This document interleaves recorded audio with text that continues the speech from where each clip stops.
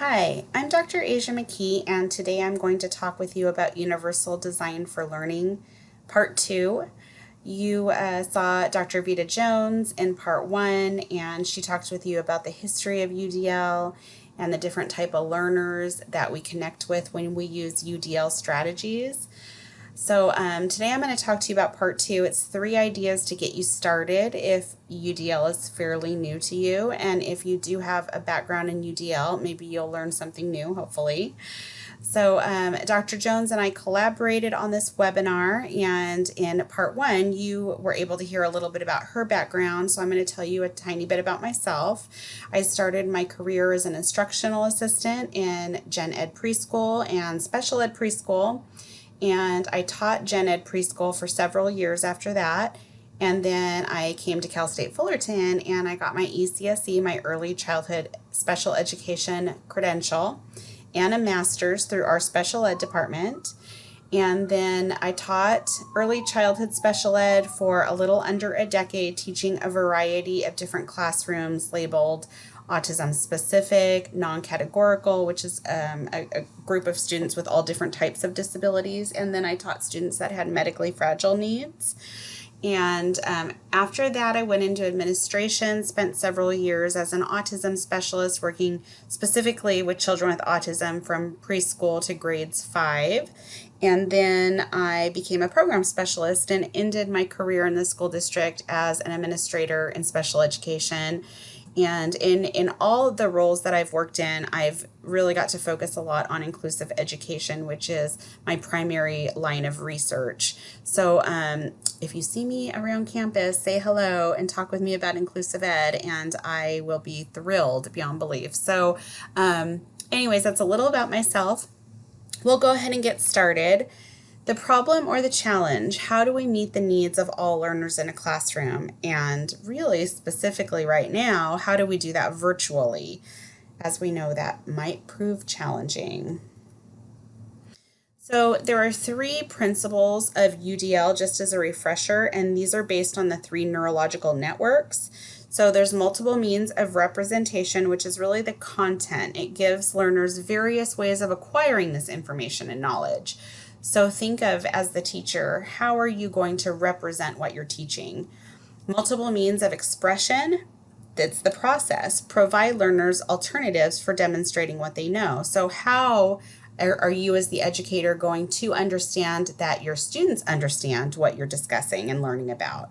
And then multiple means of engagement. So the product that you're working through, you tap into your students' interest, you offer different challenges in different ways, and you're trying to constantly keep them motivated and engaged, right? So these are the principles that you learned about with Dr. Jones. But we also want to know, why are these principles so important? So it's really based on neuroscience and the primary neurological networks that impact learning. So the recognition network, which is really looking at incoming stimuli and the effects of the what the students learn. The strategic network, which mediates the how students are processing information based on past experience or background knowledge. And then the affective network, which regulates students' attitudes and feelings about the incoming information. Why is it engaging to them? What about it is motivating to them? Why do they want to learn this material? So we really know as teachers that we need to hit all 3 of these things if we're going to be able to have our students engage and understand what we're discussing. So just a short revisit. These are some different definitions of the principles. So you'll see spread across the literature on UDL various definitions of multiple means of representation, multiple means of expression, multiple means of engagement. So this was compiled from some literature in early childhood, preschool through TK and K, transitional kindergarten and kindergarten. So various wording that was grasped throughout different sources, and I put them together and I came up with these definitions, and this is what we work with our early childhood special educators as they're learning about UDL. And I like these definitions. I think it takes from many different sources and it puts it together in a way that hopefully if one part of the definition doesn't catch you, the other part will. So multiple means of representation give learners various ways to gain information and access content, provide content through multiple avenues, manipulatives, games, puppet play, music, books, technology, really anything you can think about that's developmentally appropriate for that age group. You can replace some of these terms with avenues or different strategies or content that's more appropriate for older groups as well. Multiple means of expression provide learners with a variety of ways for demonstrating what they know. It might include verbal responses, gestures, drawings, finger plays, songs, writing, use of technology. So really, how are they going to show you that they're understanding what you're teaching? So you want to also plan for multiple acceptable formats for making responses and acceptable levels of complexity of responding. So one example that I give is, what about students that are nonverbal, or sometimes folks use the terminology non-speaking. So you have students that might use visual icons. So possibly in your lesson plan, you're discussing a visual icon as a multiple means of expression, or the child can write or draw what they know depending on their age and their ability. So you're really just looking at, they're going to show me what they've learned. How can they show this to me? And we're going to go through an example a little later on. Multiple means of engagement recruit and sustain children's interest or engagement. Observe young learners at work, give choices, make meaningful connections, and provide a balance between novel and familiar. Because we talked about before on this slide, right before, we talked about that's one way that you learn, right? Is you make those connections. What do I already know? And then you have over here the teacher introducing what she needs you to know, or he needs you to know, and you're trying to bridge that gap, right? So we base a lot of our engagement and our understanding on things that we've already learned. So you want to set children up for success, varying groups, implement proven strategies, consider appropriate lengths of time. So like I said, this was devised for younger children, but you could really replace it with anything age appropriate. It's really the idea that you're looking at, right? The foundation of this. So revisiting a little bit again from Dr. Jones in part 1, looking at Principle 1, Principle 2, and Principle 3. This is just another graph or table for you to really look at that describes these different principles. This is for maybe an older group of students, maybe later elementary years. So Principle 1, presenting information and course content in multiple formats so that all students can access it. Principle 2, action and expression, allowing students alternatives to express or demonstrate their learning. And Principle 3, stimulating students' interest and motivation for learning in a variety of ways. So they give you examples underneath each one. So there are so many different graphs or tables out there for you to look at that break this down really clearly. If you Google UDL principles, you will see a large variety of these, and I say choose the one that resonates with you, right? So we all see different examples of things every day, and something is going to stick with us a little better than something else. So find what works for you and utilize that. So one of our student teaching supervisors, Laurel Martinez, she used other terms, which I like too. So she says, we're really looking at what teachers will do, what students will do, and what students can do. So she replaces the terminology a little bit, but again, it's finding what works for you that sends home that same message. So what does all this mean for teaching, really? I think that's the big question. So we learned with Dr. Jones why universal design for learning is important. But how does it really influence our teaching? So way back in the day, we really looked at kind of teaching to the middle or teaching to the average. This was, gosh, I think this was even maybe before I got into teaching. It maybe it was the beginning of my teaching career. I'd really have to think on that. But we kind of thought as educators, if we taught the average student, we would grab the most students, because many of the students that we have in class, they tend to fall in that average area, right? So we thought if we taught to the middle, that was kind of the term that people used to use. If we taught to the middle, we would grab the most students. But the issue that we've learned with that is you're not grabbing the hardest to reach students, which are the more advanced students that we have, and then the students that might need more accommodations or some type of modification for the work that they're doing.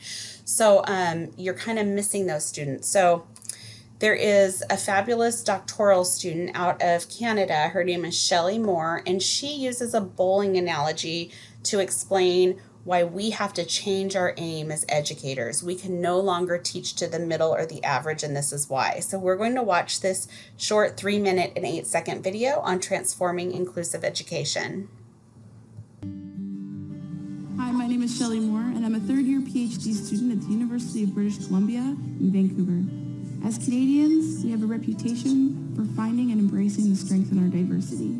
This value, however, hasn't been reflected in our classrooms, which still segregate students by ability, especially students with developmental disabilities.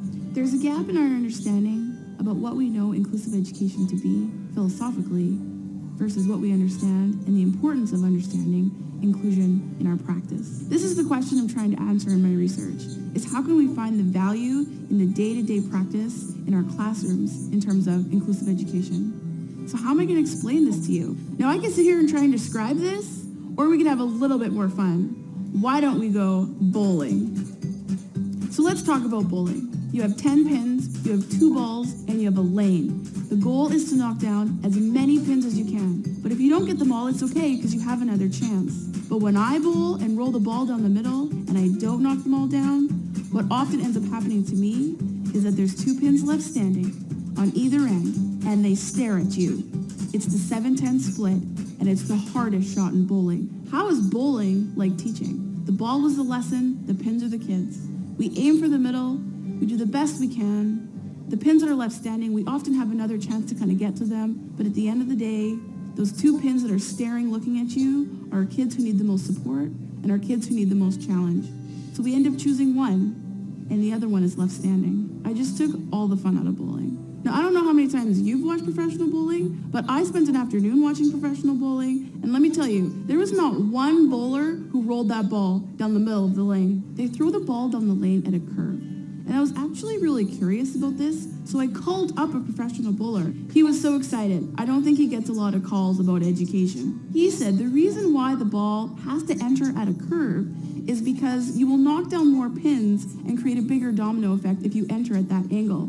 But in order to do that, you have to change your aim. In order to knock down the most pins with one shot, he aims for the pins that are the hardest to hit. Now let's just let this sink in for a second. We are taught to teach the head pins.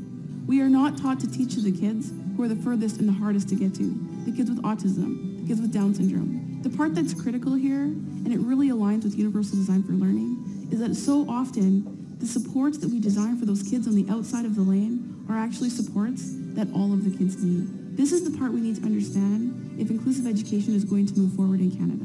How can we find this value of diversity in our classrooms between the students? This is not just important for the outside pins, but it's critical for every single one of us. And just think, all we need to do is change our aim. Look how bowling changed education. A really great video that really tells us what we need to do in order to make inclusive education work. And that is really universal design for learning. And it's just nice to see somebody discuss it in that way and make it really fun. And I think universal design for learning is really fun. It is a way to be extremely creative in your lesson planning. And I like to tell the candidates, if you're not having fun, then your students aren't having fun. So keep that in mind, and we'll look at some considerations now for us when we are planning our lessons. So we want to recognize, and this really goes hand in hand with UDL, we want to recognize that curriculum is not one size fits all. And I think we know that, and so that's why universal design for learning is so important, because it gives us a a creative variety of ways to approach things, and that's going to help meet the needs of all learners. We want to consider learner variability. We want to identify alternatives when designing the curriculum.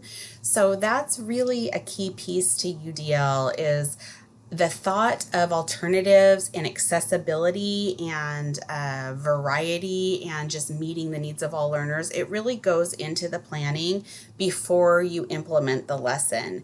So you're thinking of all those things. You kind of know even if it's the beginning of the year, you learn very quickly the needs of the students in your class, and you can design those lessons with all those different needs in mind, where prior we had approached lesson planning where let me plan the lesson as the educator, and then I'll adjust the lesson to meet the needs of the students in my class. I have a student that uses an AAC device, or I have a student that has a physical impairment, and using a writing tool is difficult.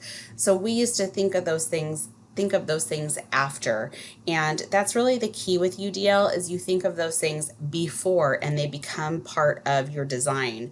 So the other thing about UDL, besides the creativeness that you can do with your lesson planning, is it really sends a different type of message about disability. It sends the message that children with disabilities or other various needs or variances, human variances, they're in this class and they're important and they're considered when we're designing our curriculum. It's not something that you think about afterwards. So even if you look at the Common Core State Standards, there's about a 2-page document on that website that talks about students with disabilities. And it kind of sends the message that our students with disabilities are an afterthought, right? We talk about CCSS, and we give you different examples, and we talk to you about how to do it and what you're supposed to be implementing. And then we add on this 2-page document that says, oh, and by the way, if you have students with disabilities, maybe try this. And that is just not setting us up for success as a society on why inclusion is important. And we have to design from the very beginning to include everyone with all different needs. So really important stuff to think about when we're talking about UDL. So the other thing I want you to consider when you're planning is an interest inventory. And Dr. Tiffany Rowe mentioned this in one of her webinars that she did for our center. And I think it's such an important point, especially right now when we're teaching virtually. If you do not have the interest of your students, they're not going to stick around. When we're physically in a classroom, they might have a more difficult time leaving because they know the expectation is to be there in the classroom. But online is another challenge that we haven't really always faced before. So I'm going to talk about interest inventories. And it goes along with our strategy or our idea number 1. Know what motivates your students. If you're not talking about something interesting, your students will not be motivated to stay with you through your lesson. So the example that I have is a reading interest survey, and this came from a Scholastic website. There are so many different interest surveys out there. This particular one focuses around reading, but there are other ones that focus on math or science or just general type of interest surveys that you can send home to a parent, or if the child is old enough, you can ask the child or the older student themselves to fill out the interest survey on their own and really have questions on there that target the CCSS, the content that you want to teach, but in a way that you can begin to understand how that content relates to the interest of the students, right? So you want them to tell you what they're interested in. You're going to figure out how that's going to align with CCSS or the Common Core State Standard. And like I said, this one is a reading interest survey. You can kind of see on here the different questions that the teacher asks. What is your favorite book and why? Do you have a favorite series? Do you prefer fiction or nonfiction? And if you can obtain the interest of the students, you're going to be able to keep them there for the lesson, which is the most important part, I think, virtually right now. So I liked these pictures. It says, you're wondering why students aren't engaged in class? Tell me how many times you bored them by giving them notes on a PowerPoint this week, right? So when we're doing things like reading notes off a PowerPoint or listening to a lecture, if we don't have things that are engaging to us, number one, we may not continue to attend. Number two, our ability to retain that information is going to be a lot lower. So I just have examples of, having hands-on activities where you can think of things that you can model via Zoom, or you can give them instruction via Zoom, but they have something at home that they could be working on. And it could be a variety of different things. Whatever your objective is, different students have access to different things, and you might have to make it very broad where the objective is one thing. Maybe the objective becomes about sequencing and you're going to teach the class how to put something back together, but they can choose anything in their house to do it with, because they might have different, we have different students with different types of access and materials at home. So the other thing to keep in mind, and that's the photo below, is remember to make it age appropriate. So what we expect from one age group, we don't want to expect from all age groups. And the work of children is play. So we have to remember that for our young learners, preschool, TK, these are very important things for them to do, as much hands-on and activities that are embedded into their daily routine, or things that, again, we know they have access to at home.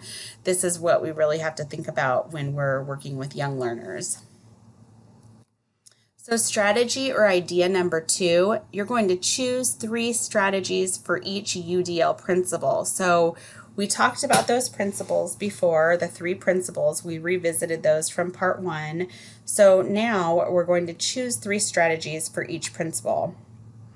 So I'm going to give you this example. So the next 3 strategies that I talk about are going to be for the engagement principle. So strategies for engagement for UDL. So this is a text set. So it's really taking the student interests into consideration and choosing a bundle of related texts. So you want to think about whatever the students are interested in, whatever your content is that you want to teach, and you want to be able to bundle some text together. Maybe you're going to be doing either virtual text, PDF, or some type of take-home books, or maybe library, and you do a drop-off pickup depending on what the students have at home and what they can access. But a text set is really looking at texts that are novel, some that are challenging, some that are easy. Maybe they revisit lessons that you've taught prior, and you're bundling them together, and you're letting students engage with those texts that surround a certain like a specific content or a content focus. So that's one way, and that is optimizing visual choice and autonomy. That's what that particular strategy targets. Another strategy for engagement is a book club. So I think it's pretty self-explanatory, but it's small groups, and they would meet together and discuss their book. And you could do this virtually. You could break out into small groups. You can have them do this in different ways, however you want to set it up. But basically working together in small groups to talk about the books and their common interest in the books, and you can give them a target question, and then they can discuss that, take turns. They can act out the story or different parts of the story, or they could work together. Each group have a different book, and they could work together to act out parts of the book when you come back to a large group and discuss the text that each small group had. So there's different ways to do it. This optimizes relevance, value, and authenticity. And then we have listening dyads, and this is also a strategy for engagement. It optimizes visual choice and autonomy as well as the first one. And this is just a way for students to work together in pairs, and after reading something or engaging in a lesson, one can verbally respond while the other listens. So the teacher can pose a question, and then they can take turns responding to that with each other. So you can use these for all different age groups. You just choose the topic, whatever is surrounding your objective that you're trying to meet for the day or the week, and it just is a variety of ways for children to work together. But these are UDL strategies, and I am going to take you now to a fabulous website that where you will see these UDL strategies, and you will learn about many, many more that are offered. And my point behind this really, and it goes into strategy or idea number 3 that we're going to talk about next, is really use your resources. There are so many resources out there for Universal Design for Learning. There is no need to make things up and to, work harder than you need to. You don't have to reinvent the wheel, so to speak. This website that I'm going to show you has so many fabulous strategies for you to use for each of the principles. It's just like a treasure trove of UDL strategies. So I'm going to pause the video and I'll bring you back when we have the website up. Here we have UDL strategies. They're aligned with the principles. And this website was developed by Goalbook, and I'm going to have this website on our resource page for you, so you will be able to access it. What I love about this website, and you'll have to bear with me here while I scroll through, is that it shows the different principles right here: strategies for engagement, strategies for representation, and strategies for expression, which I believe gets cut off from the camera. But then it divides up these strategies in different areas. So recruiting interest, if we're focusing right now on strategies for engagement, here we are, the optimizing relevance, value, and authenticity. They list 49 strategies for you. So let's look at ABC Summary. It shows you right there what this is. An ABC Summary is a summative assessment where students share the responsibility of brainstorming ideas or writing or summarizing content through a writing activity. Here it is.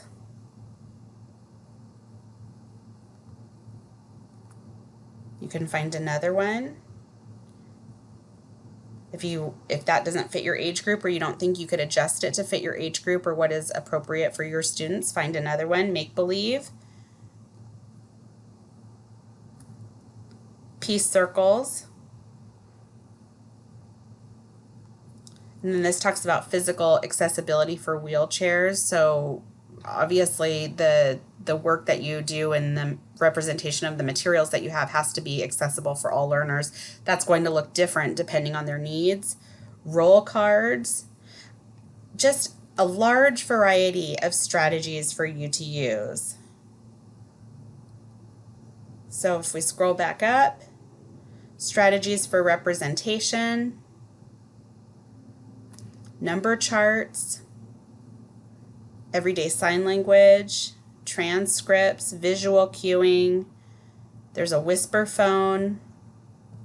There are so many different strategies for you to choose from. Again, it depends on the needs of your learners. They have word sorts on rocks right here. And then there's strategies for expression over here. I'll move the camera over a little bit. So adaptive scissors, contracted braille. My point being that you don't have to come up with all these strategies on your own. There are so many strategies out there for the UDL principles that I encourage you to take advantage of those. So again, this website will be listed on our resource page. It's the Goalbook Toolkit. That's what it's called. So you'll see it there. So I encourage you to choose 3 strategies from each of the principles when you lesson plan, and that's going to help frame your lesson as a UDL lesson.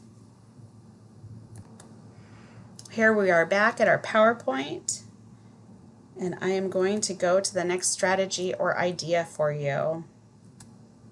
So as I mentioned, I really want to encourage you to utilize your resources. What I just showed you were 3 strategies for one principle that I found, and I found those on that UDL, the Goalbook Toolkit website. So I did not make those up. The strategies of listening dyads, book club, and book text, just one, or text sets, just one example of grabbing 3 different UDL strategies for representation, for the principle of representation. So, for engagement. So it's easy to navigate, and I encourage you to look at that and to also look at models when you're lesson planning. So here's a great meme. I love this one. How to write lesson plans. Find your plan book, hear email, check it, eat chocolate, chat with coworkers, surf teaching websites, and try again tomorrow. So maybe as a new teacher, lesson planning is more fun. Somehow I feel like implementing the lesson itself is really where the fun lies. So this is just a funny meme to say, hey, we all understand that sometimes we procrastinate. Sometimes we procrastinate when it comes to things like lesson planning. And I think we tend to procrastinate more when we're confused by something or we don't understand how to get started. So hopefully this webinar will help you figure out how to get started so that it doesn't seem so overwhelming. So I'm going to share this example with you. I have a few examples embedded into the PowerPoint. This shows you how to embed UDL strategies as part of your lesson design or plan.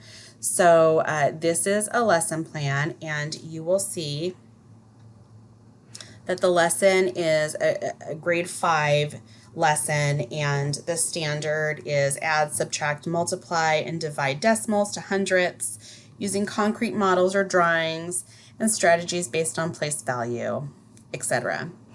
So what the team that designed this did was they looked at strategies for representation that they can use right here, strategies for expression, and strategies for engagement. And you'll see how they listed the different strategies for each principle that they're going to use. And then they put it here as well. Okay. Then we're going to go on to another example of where you can embed UDL strategies. Maybe you're not making it explicit on your activity like the last one did, but this is an original version of an activity. So this is a worksheet on looking at tradition. So tradition being a custom, an idea, or belief that is handed down from one generation to the next. This is what you want to do with your class. So the instructions are to choose a community, cultural, or family tradition, describe what the tradition is, who observes the tradition, and why, when, where, and how it is observed or celebrated. So you'll see here that in each section they have the what, the who, the why, whoopsie, sorry about that, the when, the where, the how. That's great if all your students can access this, but if you're really designing from the ground up with UDL in mind, you're going to make alternative versions of these. So let's look at them. Here's an alternate version of the same worksheet, but this worksheet has sentence starters. So maybe the student is able to answer these questions, but needs a sentence starter to get started. So here is the question, same as the original, and then here is a sentence starter. A tradition is blank celebrates this tradition. So who celebrates this tradition? Why is this tradition celebrated? This tradition is celebrated because. So this is just an alternate version. It gives you some sentence starters for those students that may need it. Here is another alternate version. So maybe some students demonstrate mastery by responding by drawing pictures or cutting and pasting images or words from magazines, writing or typing responses in the circle. So again, the same concepts, but in a different format that children with different needs can access.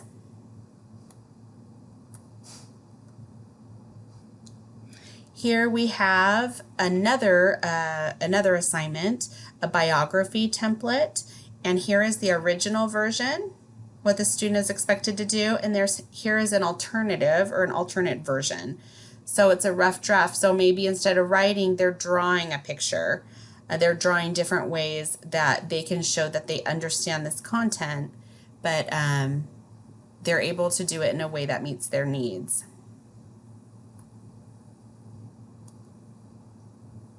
So for lesson planning, I'm going to show you a preschool example, and then I'm going to take you to the CAST lesson plan builder. So CAST is the organization that developed Universal Design for Learning. It was a 5-year federal grant, and they did excellent work in that 5 years. And I want to say it's the Center for Applied Science and Technology.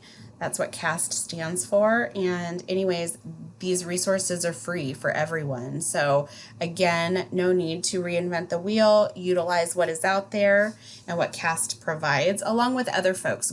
A lot of educators have come up with great templates, awesome lesson plans that are shared freely. So it's something to think about. So here we are with an example of an early childhood preschool age lesson plan. So in preschool, we use the preschool learning foundations. It's like our standards. So you want to obviously start with your foundation, pick what you're going to target. And we have the links here for the candidates to reference, making it easier for them to quickly go to the Preschool Learning Foundation and choose a foundation that they're going to target for their students. So this one is Preschool Learning Foundation 4.0 Comprehension and Analysis of Age-Appropriate Text. We want students to demonstrate knowledge of main characters or events in a familiar story through answering questions, retelling, reenacting, or creating artwork. And the specific task is for them to engage with the story, The Very Hungry Caterpillar. So here are our UDL components or principles. Multiple means of representation. Children will listen to the story as a large group. The reading of the story will be paired with felt pieces to demonstrate sequence of story events. Predictions of what will happen next are verbally discussed and modeled, and children's responses are recorded on a large chart. For multiple means of expression, after the group story, tables and dramatic play area will be set up for children to demonstrate what they have learned. A copy of the book for the children to look at will be available at each table area. Children can use flannel pieces to retell the story. They can draw scenes from the story or steps of the story. Adults can take dictation with the drawing. Children can reenact the story with finger puppets. Children can participate in pretend play and grocery shop for the foods the caterpillar ate in the story in the dramatic play area. And then if we go to the third principle, multiple means of engagement, we have access to text. The story is introduced as a large group and copies of the text will be available at each area for students to engage with. Time frame to engage with the text. When the students are provided with copies of the text, they will have a time, they'll be engaging with the text for a time suitable for them. So depending on their age, depending on their ability level, students' abilities to engage with text will vary. So this opportunity provides them with a time frame that meets their needs. Familiarity with text or of content, the felt pieces used during large group will be available at a table for students to use. Familiarity of content. Also, students have used dramatic play area to reenact scenes from a book prior, so they're familiar with that process. Choice of material. At the drawing table, students can choose from markers, crayons, or pencils and also choose the color paper they wish to work with. And choices of activities, they're going to choose what they want to engage with and for the amount of time that meets their needs. So there are some other components to our lesson plans, but I'm just going to go over the UDL principles for the sake of time.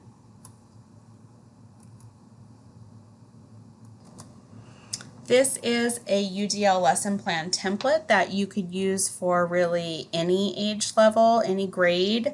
So this template, it has here the lesson objective, formative assessments, the CCSS. This is a little older one because it says California, but it'll be Common Core State Standards now. Materials and resources, pre-planning activities. So the lesson element, if it's the opening, the teacher input, the guided practice, the independent practice, and the closure. So all those steps of the lesson. The procedure for the teacher and students, potential barriers for learning. Again, maybe you have students that English is not their first language. They have another language that is their primary language. And so you're trying to figure out how to make this accessible for students with whose English is not their first language. You could have students with disabilities that maybe they need visual icons to communicate, or they have a text-to-talk output type of device. So you have to think about that. They may also need some type of physical prompting or support, or some type of assistive technology that you have to consider. Maybe maybe something like a tray or a slant board or an adaptive pencil type of tool. So just different things that you might encounter with the different needs of your students. And then the universal design for learning application. So what I like about this template is the second page of the template looks like this.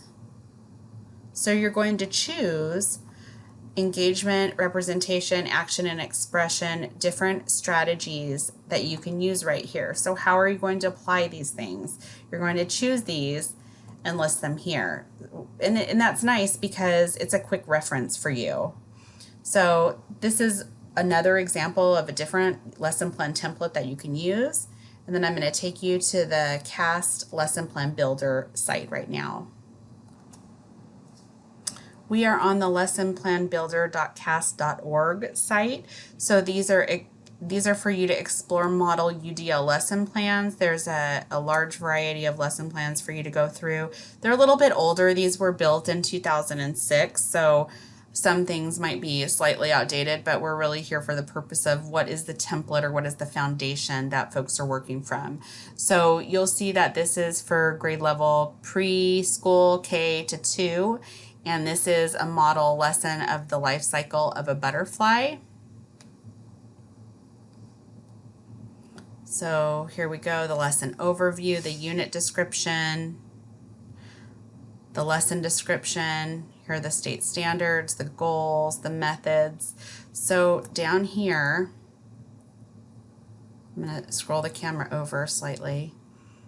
On the side of this, it has a UDL connection. So if I go here and open it up, this talks about the UDL connection to this lesson plan. So there's a UDL feature with a strategic network, provide flexible opportunities for demonstrating skill. Don't forget to provide or allow written, oral, or visual presentation explanations and word processing. If you scroll down, another UDL connection, provide supports for limited background knowledge and establish a context for learning. So offer choices of content and tools, choices of books to study and literature. And they have these little UDL reflections, which is nice to read. It gives you different ways to think about things. Another UDL feature, provide flexible models of skilled performance. So anyways, you can see how they have all these UDL connections built into this template. So if I go back up and I adjust the camera, we're going to go out of this one and you can go into another one. Maybe we look at rocks and their properties. Rocks and their properties, and again, here's the lesson, and here are the UDL connections. A great resource, also listed on your resource page. Here we are. We're going to go to our resource page next. So the first website listed is the CAST website. I mentioned that's where UDL originated from. Great resources there, different types of things you can utilize, great information if you want to learn about UDL more in depth. I would definitely visit this website. The UDL Center, also another great resource that has some different things available to you there. The UDL Toolkit, that is the one where I took you to see all the different strategies that you can use, various strategies for each principle. Makes it so easy to lesson plan. You don't have to come up with anything on your own. There are so many great strategies out there. If you do come up with things on your own, that's great too. But this will help you get started, especially if UDL is new to you. On the right-hand side, UDL Principles and Practice video, UDL and Culturally Diverse Learners video, and then there's a CalTASH webinar, Educators Share Distance Learning Strategies for Students with Significant Support Needs. So the reason I included that is you can use these resources as part of developing the content for your UDL lesson. So there is a Padlet that goes with that CalTASH webinar, and the Padlet has so many different great things that you can utilize for free that educators have put out there while we're in this time of virtual instruction, and they're free for you to use. So I just wanted to provide that as a resource. So I say thank you for hanging in there with me and being willing to watch this with the different camera angles and flipping through sites and whatnot. But I hope out of those 3 ideas, you know, the obtaining your student interest, how to obtain that student interest to keep students motivated, how to choose 3 different strategies for each of the principles as you're UDL planning, and then how to utilize models that are already out there on resources. I hope that you can take from one of those things and implement it as you plan your UDL lessons, because UDL really opens the door to inclusion. And I love this quote: diversity is being invited to the party, but inclusion is being asked to dance. So we can invite students into the classroom, but until we really make all students with all needs part of our lesson planning, the message is sent that they're an afterthought, and we don't want to do that. We want everybody to feel included, because inclusion is a human right. So anyways, thanks for joining me, and I look forward to seeing you around campus when we're all back.